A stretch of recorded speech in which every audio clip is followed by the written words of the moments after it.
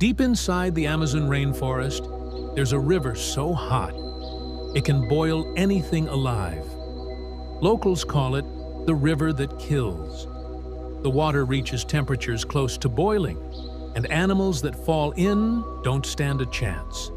What's strange is, there's no volcano anywhere near it. Scientists still don't fully understand why this river is burning hot in the middle of the jungle. Some say it was formed by ancient earth energy. Others believe the Amazon is hiding something far more powerful.